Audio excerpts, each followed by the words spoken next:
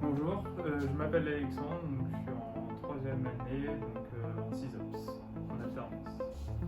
Bonjour, du coup Antoine Mondange, je suis en troisième année de même en CISOPS et je passe la main à mon collègue. Bonjour à tout le monde, Nathanaël, je suis en troisième année CISOPS. Bonjour, Sébastien, en troisième année DevOps. Bonjour, Farah, en troisième année WIS. Bonjour, je m'appelle Oulimata Kodi, en troisième année CISOPS.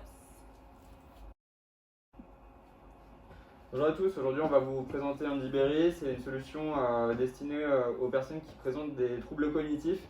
Du coup, simplement pour faire un état des lieux, on a 2,8 millions de personnes en France qui sont en âge de travailler mais qui présentent un statut RQTH, reconnaissance en tant que qualité de travailleur handicapé.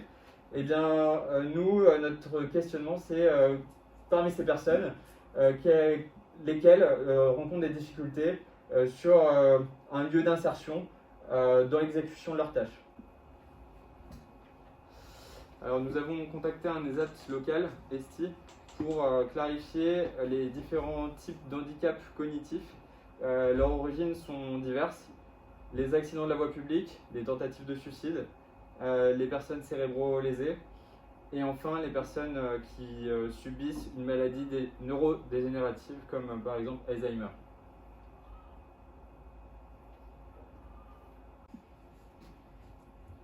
Donc, bonjour, je vais vous présenter la solution Andiberry, qui consiste à envoyer des commandes vocales à un employé que le tuteur saisit sur une application web.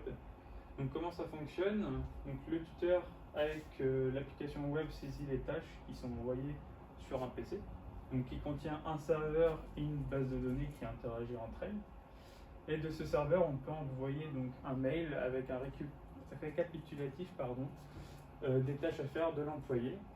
Et ensuite, de l'autre côté, on a une Raspberry qui interagit avec ce système-là et qui envoie les tâches avec un haut-parleur à l'employé. Alors pour notre stratégie marketing, on a décidé de cibler tout type d'entreprise, puisque la loi française stipule que chaque entreprise d'au moins 20 salariés doivent avoir à la hauteur de 6% de son effectif handicapé. Donc on peut aussi cibler toute personne handicapée apte à utiliser notre application sous avis médical, bien sûr. On peut d'abord dresser une liste des entreprises dans les régions ayant des postes pouvant accepter une personne RQTH, les contacter via des emails marketing. On peut utiliser des outils gratuits comme Sendinblue. On peut aussi contacter des associations portées sur l'handicap comme Cap Emploi ou ESTI.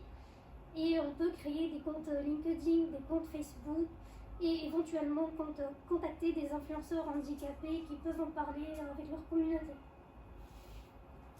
Bonjour, notre projet dans l'avenir, ça permettra aux parents ayant des enfants qui ont mal à se concentrer ou bien des personnes ayant des maladies Alzheimer ou neurodégénératives. Dans l'évolution, pour l'instant, on a ça comme test, mais dans l'avenir, on peut avoir des boîtiers ou bien des boîtiers qu'on peut attacher, mettre par exemple des Bluetooth, de la Wi-Fi, des écouteurs pour faciliter la mobilité et de les aider dans leur vie quotidienne. Génial.